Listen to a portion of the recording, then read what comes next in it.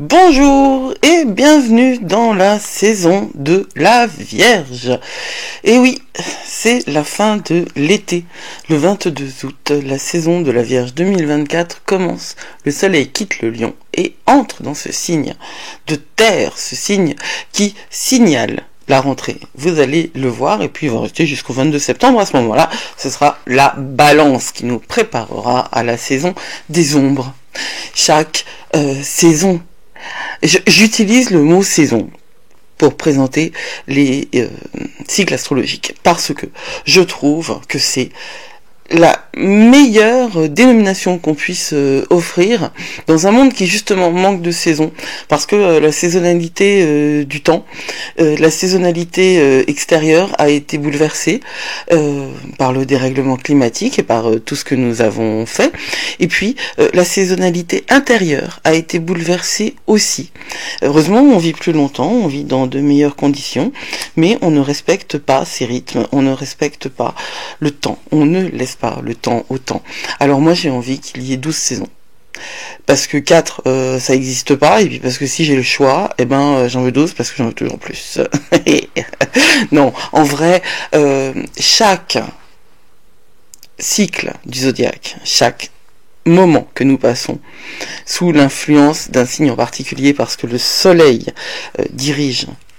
canalise ses énergies, est un temps qui nous conduit vers quelque chose d'autre. Alors, nous devons le prendre à la fois en considérant les énergies d'avant, les énergies du moment, les énergies d'après. Évidemment, il n'y a que aujourd'hui qui compte, quelque part, puisque hier, on n'y retournera pas, et demain, on n'y est pas encore. C'est le principe de la pleine conscience. C'est un principe qui me paraît sage, mais qui me paraît irréaliste, parce que l'humain n'est pas dans cette réalité-là. C'est pas comme ça qu'il fonctionne. Et que moi, ce que j'aime, c'est faire avec ce qu'on a.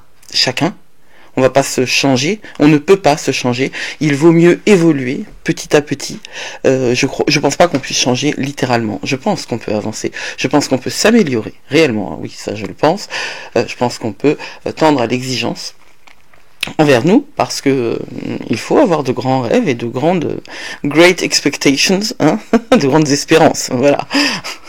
Je sais pas pourquoi le mot, parce qu'il y a un roman de Thackeray là-dessus, et voilà. Allez, autant pour la prononciation, hein, c'est la mienne. Alors, la Vierge, elle vient après le Lion. Et ouais, mais c'est important les évidences, parce que en fait c'est les évidences qui vont nous aider. Sauf qu'en 2024 c'est quelque chose de très particulier. Alors début septembre vous aurez une vidéo sur les énergies du mois de septembre, qui sont des énergies extrêmement puissantes. Et 2024 c'est l'année du Phénix. Donc on va avoir avec ce passage du Lion en Vierge aussi l'arrivée d'une saison des éclipses, avec des particularités que nous allons aborder point par point. Mais d'abord, parlons un peu de la transition du soleil entre le Lion et la Vierge. Alors d'abord, le soleil, quand il est en Lion, il est chez lui, parce que c'est le soleil qui dirige le Lion. Et il a donc mis en lumière notre désir d'expression, notre créativité, notre authenticité, notre désir d'authenticité. C'est pas si simple. Le Lion a besoin d'une authenticité qui est validée par les autres. Même s'il n'a pas besoin d'être validé, entre guillemets, par les autres, il a besoin en tout cas que les autres le voient. C'est un moment d'épanouissement personnel, c'est un moment de vie centré sur le cœur. Et cette saison du Lion, elle a mis en évidence notre désir de nous exprimer de manière authentique et d'être vus tels que nous sommes. Pardon. C'est une période de l'année où on nous rappelle l'importance de rechercher ce qui nous apporte de la joie et de choisir d'être des participants actifs dans la vie plutôt que des observateurs passifs. Et c'est là, en fait, qu'il y a une énorme transition, parce qu'on va passer dans la Vierge. On va aller vers l'humilité et le désir d'amélioration, mais de manière non opposée, hein. En face du Lion, c'est le Verseau. C'est-à-dire que la polarité du Lion et du showman qu'est le Lion, c'est la communauté, la non-émotion et le côté balèque du Verseau. À côté de ça, le Lion, il veut qu'on le regarde, qu'on l'applaudisse. Donc il peut pas être un vrai rien à foutre de rien, hein. la Vierge, elle n'est pas opposée au Lion, elle est dans la continuité. C'est ça qu'il faut bien comprendre. Bien que la Vierge soit tout en humilité et en désir d'amélioration, bien que la saison de la Vierge soit complètement focalisée sur l'auto-analyse et l'optimisation, ce qui n'est pas la caractéristique du Lion, on va garder du Lion la nécessité d'être aimé, d'être entouré, et on va passer d'un signe fixe à un signe mutable. On va passer vers de cette mise en scène de nous sur le désir de travailler. En fait, après l'effort vient le réconfort, mais après le réconfort vient l'effort. Et la Vierge, elle va activer en nous le désir de s'améliorer, de s'affiner, de travailler. Et ouais. Et en plus, ça correspond donc au 22 août, qui est un moment où on prépare la rentrée. C'est vraiment assez génial. Que ce soit vous, c'est une synchronicité. C'est ainsi que les choses se passent. On est à la fin de la saison des récoltes, donc on est dans un moment où on va en faire quelque chose de ces récoltes. La Vierge a la tendance à être, focalisée sur le détail et sur l'intériorisation. C'est un signe introverti, contrairement à l'extroversion du Lion. Et on va sentir le changement énergétique. Il est notable à cette période. La période des vacances s'arrête. Et on revient dans nos routines habituelles. On se sent à pousser à s'organiser, à organiser les mois à venir d'une manière qui va nous permettre de prioriser ce qui est le plus important. Et la saison de la Vierge, elle a tendance à être une période de redéfinition des priorités. Et là, on va dire qu'elle est centrée sur l'amélioration de ce qui doit fonctionner. Et qu'est-ce qui fonctionne ? C'est quoi le truc avec lequel on doit faire tout le temps ? C'est quoi le truc qu'on ne peut pas mettre de côté ? C'est quoi le truc qui nous sert depuis le premier jour sur Terre au dernier jour sur Terre? Eh ben, c'est notre corps. Et la Vierge, elle en est parfaitement consciente. Alors, c'est un signe qui est traditionnellement associé à la saison des récoltes. Et quand on arrive là, le soleil va mettre en valeur le discernement, la capacité à sélectionner, parce qu'il faut pas oublier que le mot crise vient du grec, ça je le dis en permanence, qui était là pour cribler en fait, c'est-à-dire trier le bon grain de l'ivraie, et comme toutes les métaphores, elles sont d'origine agricole, parce que l'ensemble de notre société, elle est ancrée dans l'agriculture, qu'elle soit, et là c'est vraiment indépendant de l'histoire religieuse, on est ancré dans l'agriculture. On a pensé pendant très longtemps que c'était d'abord l'agriculture et ensuite la religion, pour faire très très large, qui était en fait, je veux dire que quand on était devenu sédentaire et que on avait construit une civilisation et les premières villes au moment chez Aour en fait, dans la civilisation sumérienne, qu'on s'était d'abord sédentarisé pour ensuite construire des villes et donc des temples. Or, il s'avérerait qu'avec Göbekli Tepe,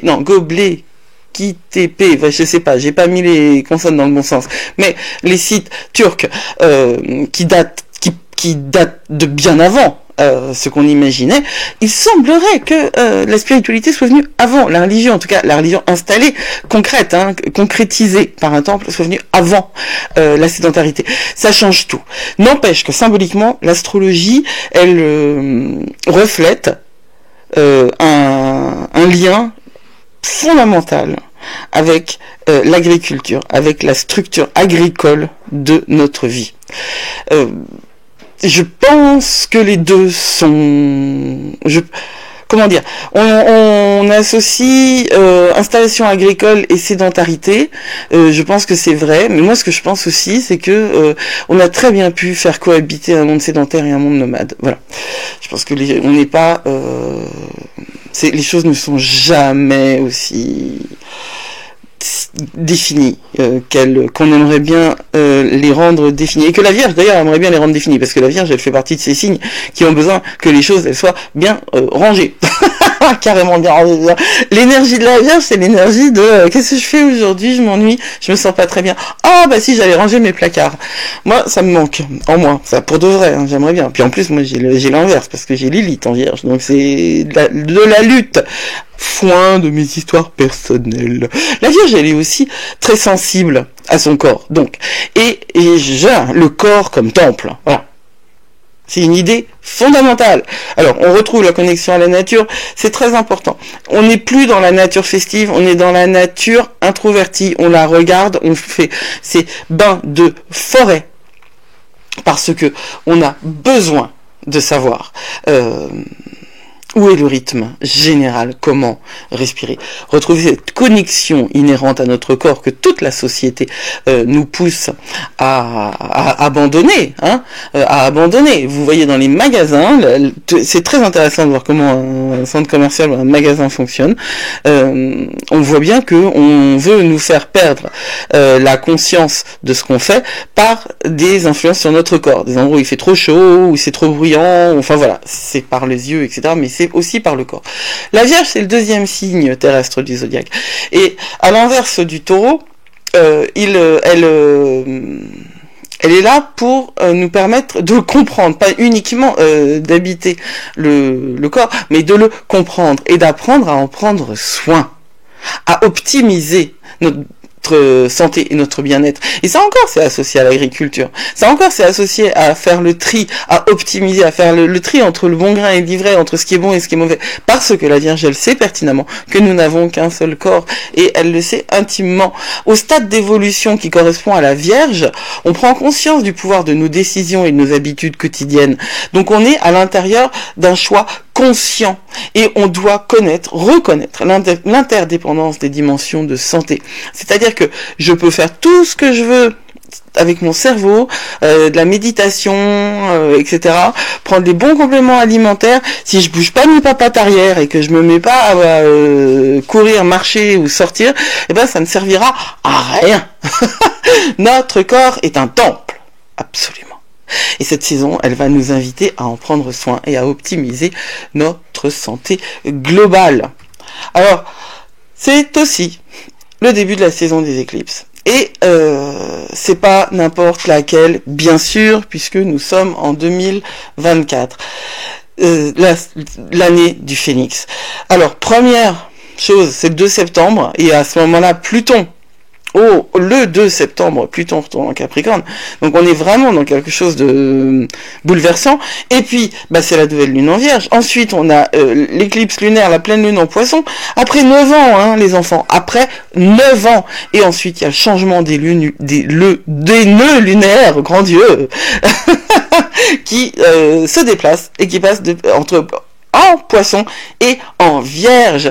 C'est donc la deuxième saison des éclipses de l'année et ça va annoncer des changements énergétiques hyper importants.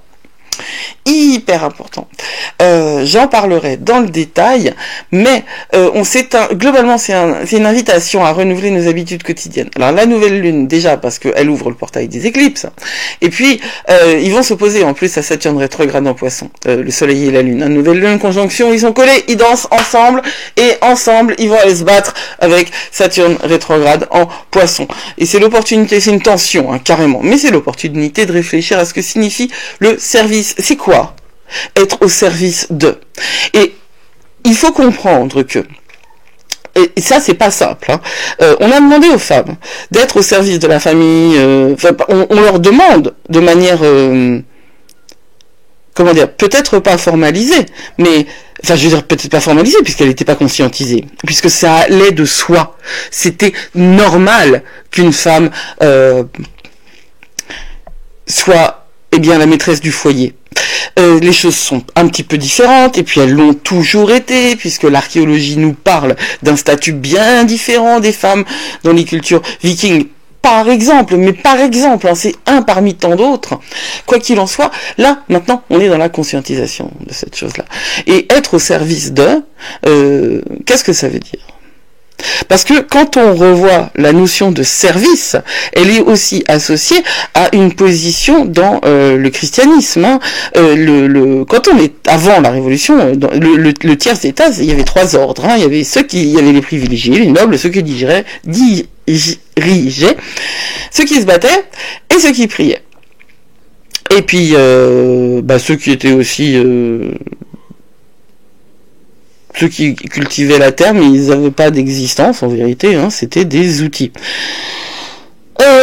Prier, c'était prier au service de. Quand un moine dédie sa vie au Christ ou à l'intérieur d'un ordre chrétien, il ne le fait pas pour lui. Il le fait pour lui, il le fait parce qu'il a l'appel, mais il ne le fait pas pour lui. Il le fait pour le service de l'ensemble de l'humanité. Et cette notion de service associée au sacrifice, parce qu'il y a une dimension extrêmement sacrificielle dans le monachisme, véritablement, sur le modèle du sacrifice christique, hein, mais il y a une dimension extrêmement sacrificielle, et bien cette dimension de service sacrificiel, oblatif, elle a été transposée dans la vie quotidienne. Et moi je pense qu'on peut être dans le service, sans être dans le sacrifice. Et il y a vraiment une notion là à revoir en soi, et c'est le cas, c'est ce qui va se passer là, hein, avec le changement des nœuds lunaires en plus, c'est ce qui va se passer. On va se reposer des questions d'une manière générale, et on va conscientiser des choses. C'est même pas, il n'y a pas d'effort à faire en l'occurrence. Je veux dire, vous pouvez commencer à journaler, vous pouvez commencer à vous interroger, parce que ce sera toujours, c'est tout bénef. S'interroger, c'est toujours la bonne chose à faire. Mais globalement, quand je parle d'astrologie, quand je parle de ce qui va se passer, c'est des choses qui vont émerger. On va voir émerger en nous des questions qu'on ne se posait pas avant. Et elles sont essentielles. On va se demander justement de quelle manière être dans le service sans se détruire. Et on va aussi réfléchir à la manière dont nous pouvons être utiles à nous-mêmes, nous prendre soin de nous-mêmes de manière holistique, hein, comme je le disais plus haut, pour prendre soin des autres aussi. Et la pleine lune, qui est une éclipse lunaire partielle dans les derniers degrés des Poissons, la lune sera en conjonction avec Neptune, qui est rétrograde. Et donc, on est dans une énergie de culmination et de clôture, qui en plus qui va la première après 9 ans, hein, c'est pas rien quand même, et ça va mettre en lumière notre relation avec l'incertitude, l'ignorance, la fin et la transition. Grand Dieu. On va nous demander en fait quelque part de nous abandonner, de lâcher la notion de contrôle fric et d'arriver à quelque chose d'être en flot avec l'énergie générale de l'univers et la nôtre. Hein. La nouvelle lune en Vierge, donc je l'ai dit, renouvellement, oui, j'en ai beaucoup parlé, mais autrement, quoi qu'il en soit, on va être invité à cultiver le discernement, on va s'engager à prendre soin de soi de nouvelles façons, comme je le disais, pour pouvoir prendre soin des autres. Et l'éclipse lunaire en Poisson, on est dans quelque chose qui nous invite à lâcher prise sur ce qui n'est plus aligné avec notre vérité. Et ça va être d'autant plus marquant que nous sommes dans cette fenêtre des carrés entre Saturne et Jupiter qui teste notre alignement spirituel et notre mission personnelle, qui les teste de manière peut-être un petit peu difficile. Vous vous souvenez de 2020, comment vous avez été bouleversé après la grande conjonction du 21 décembre? Je sais, tout le monde a été bouleversé. Ça s'est passé, ça s'est ressenti sur le moment, ça s'est ressenti plus tard.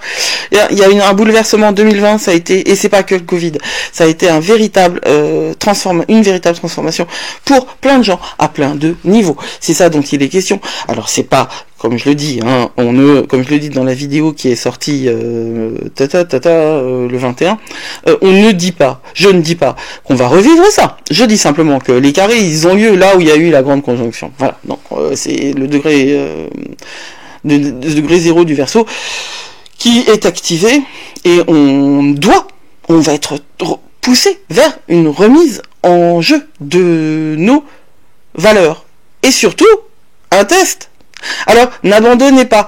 S'abandonner à un plan supérieur, ça veut pas dire lâcher l'affaire et abandonner, quoi, se laisser faire. Non. C'est accepter qu'il y a, et à un plan collectif aussi, accepter qu'il y a quelque chose de plus que nous et que notre volonté d'humain. Alors, moi je vais le traduire en termes concrets et économiques, c'est le moment où on va commencer à vraiment prendre conscience que la course à l'ultra richesse est absurde, mais on va en prendre conscience de manière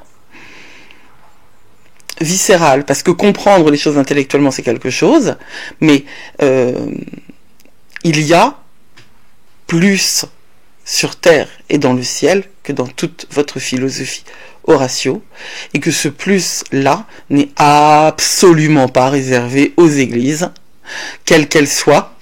Je dis église, mais c'est mosquée, c'est temples, c'est synagogues, c'est les structures religieuses du pouvoir, que on peut être chacun en lien avec le divin, parce que c'est le divin qui nourrit notre pouvoir intérieur, et que c'est vraiment fondamental de changer sa vie, et pour tendre vers une exigence morale, pour tendre vers une amélioration de soi, parce que on a enfin confiance en nous, et qu'on a enfin conscience de nous.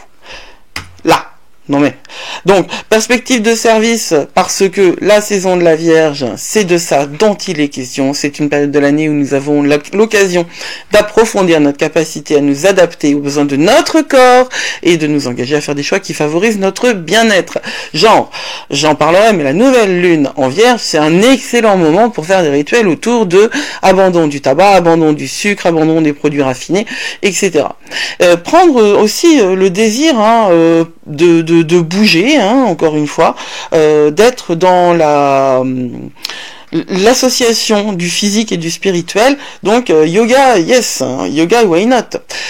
On va pouvoir aussi percevoir nos engagements quotidiens comme des opportunités de croissance spirituelle. Ça veut dire quoi? Ça veut dire que c'est pas une fois de temps en temps. Les enfants, ça ne marche que tous les jours.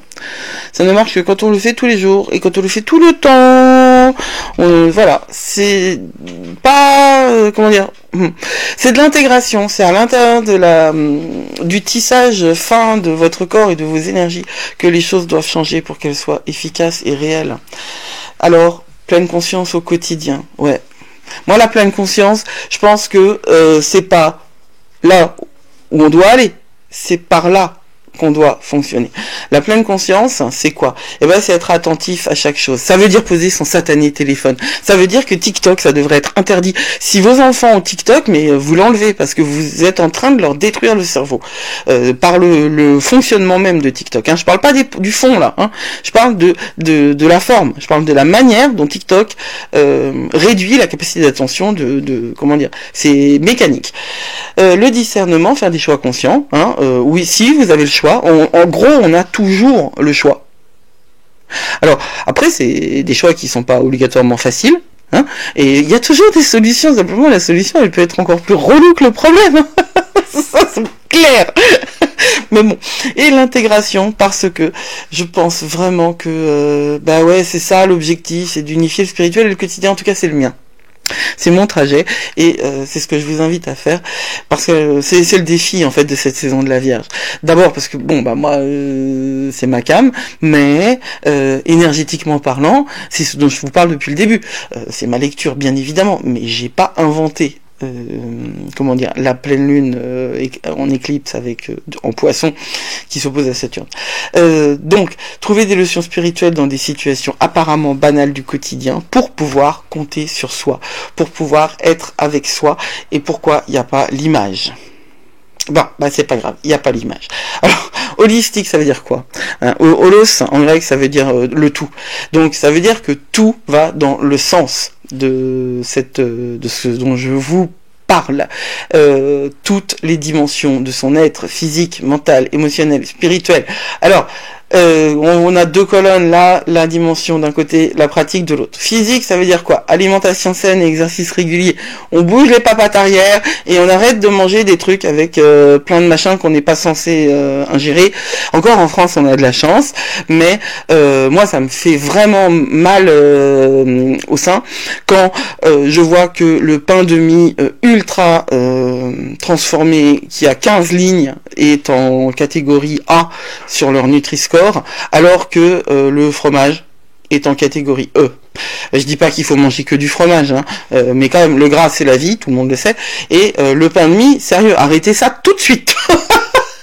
Même quand il n'y a pas de sucre rajouté, c'est pas de la farine, quoi, c'est de la farine artificielle. Enfin, non, vous mangez du pain, ouais, sans aucun problème, mais pas du pain de mie blanc, là, vraiment. Bon, de quoi je me mêle, moi. Alors, la dimension mentale, eh bien, méditation et pleine conscience, moi je le dirai jamais assez. Méditez, les amis, méditez. Émotionnel, ça c'est super important. Pour l'émotion, il faut s'exprimer. C'est super important aussi de cultiver des relations saines. Et comment on cultive des relations saines? En faisant le point et en acceptant la solitude et le silence. Pas uniquement, hein, l'homme est un animal grégaire. Il a besoin de communication avec les autres, il a besoin d'échanges, il a besoin d'être en groupe. Mais ne vous laissez pas embarqué par le groupe, le silence et la solitude. Si vous n'aimez pas être seul, interrogez-vous. Hein. Et spirituel, alors là, c'est connexion à la nature et pratique contemplative. Il y a bien des manières d'être spirituel. On peut tirer une carte aussi tous les jours. On peut se renseigner. D'ailleurs, on doit se renseigner. La spiritualité, c'est pas ce que vous trouvez sur Instagram. C'est quelque chose de bien plus profond. Globalement, hein, je vais vous dire comme ça, la spiritualité. Alors, vous pouvez suivre des gens qui vont vous aider à la pratiquer sur un écran, évidemment, par cette magie d'internet qui fait qu'on peut être ensemble alors qu'on est séparés. Mais la spiritualité, c'est par les livres. Vous savez, les trucs avec des pages là concrets, des machins qui prennent de la place chez soi, hein. C'est par là que ça s'apprend. Et c'est avec le temps et la pratique. C'est pas que l'intuition, hein. Et l'intuition, c'est tout à fait valable si on a travaillé avant. Et voilà, donc une approche holistique de la santé, des services, des habitudes, saines et équilibrées qui nourrissent chaque aspect de votre vie. Et tout ça pourquoi? Pour la libération et le renouveau, parce qu'on est l'année du Phénix. Transformation, lâcher prise, nouveau début. Vraiment, hein, l'éclipse lunaire en Poisson, elle va nous inviter à un profond processus de libération et de renouveau. Trouver les leçons spirituelles derrière les situations banales et les emmerdes. Hein. Il y a toujours des leçons. S'ouvrir aux nouvelles possibilités et opportunités. Et clairement embrasser le changement et l'évolution personnelle. Et ce que je trouve marrant, d'ailleurs, je vais le publier sur Insta en direct tout de suite après avoir enregistré cette vidéo, parce que la carte que j'ai tirée pour aujourd'hui, associée à cette à cette saison de la Vierge, eh bien c'est aussi la carte du papillon de nuit mauve qui correspond à la carte 13 qui elle fait un parallèle avec la carte de la mort dans le Rider-Waite-Smith. Qui n'est pas la carte sans nom, hein, parce que moi je déteste cette idée qu'on ne puisse pas prononcer ce nom-là, vraiment. Hein, c'est la mort, il n'y a pas... voilà. Oui, elle est là. C'est elle qui nous attend au bout du chemin. Et ils sont aussi parmi nous, globalement, hein, nos ancêtres. Hein, ils sont pas loin.